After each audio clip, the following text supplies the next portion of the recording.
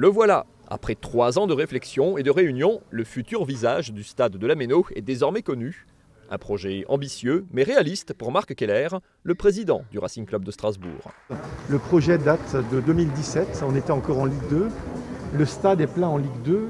Comment on va gérer la Ligue 1 ? Et on s'est dit qu'il faut absolument travailler sur la rénovation de la Méno, tout simplement parce que rien n'avait été fait depuis le championnat d'Europe de 84.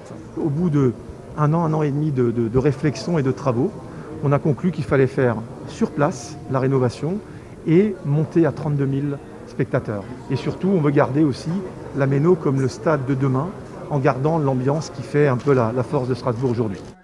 C'est le projet d'un cabinet d'architectes anglais habitué des stades qui a été retenu et qui travaillera avec un cabinet strasbourgeois.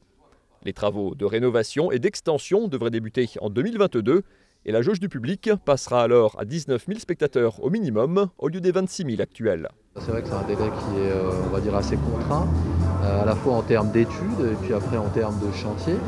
En termes de chantier, le stade va continuer de fonctionner, il va y avoir des matchs en parallèle du déroulement du chantier, donc il va falloir être extrêmement vigilant. Et puis il y a quelques enjeux techniques, on a évoqué les questions de réemploi de matériaux, notamment sur la façade sud, avec ces fuselages d'avenant qui vont être démantelés et réutilisés. Le budget total des travaux s'élève à 100 millions d'euros répartis entre 4 collectivités. L'Eurométropole de Strasbourg, propriétaire du stade, la région Grand Est, la ville de Strasbourg et le conseil départemental du Bas-Rhin. Leur choix de projet a été guidé par 3 critères, la performance énergétique, l'aspect financier et l'intégration du nouveau stade dans le quartier de la Méno.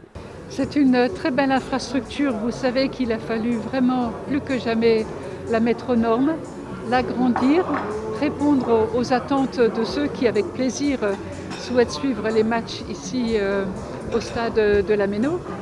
Nous exprimons des attentes fortes pour que cette infrastructure s'insère bien dans le quartier de la Méno, avec des mobilités plus actives, plus décarbonées, plus de pistes cyclables, plus d'accessibilité, mais une infrastructure qui pourra aussi servir à d'autres manifestations et pas que sportives.